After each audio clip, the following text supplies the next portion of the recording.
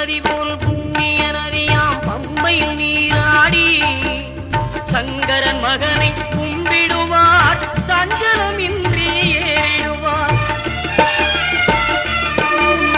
நீலிமலை ஏற்றம் சிவபாலனும் ஏற்றிடுவார். காலமெல்லாம் நமக்கே அருள்காவலராயிருப்பார். தேகபலம் தா பாதபலம் தா தேகபலம் தா பாதபலம் தா தேகபலம் தா என்றார்.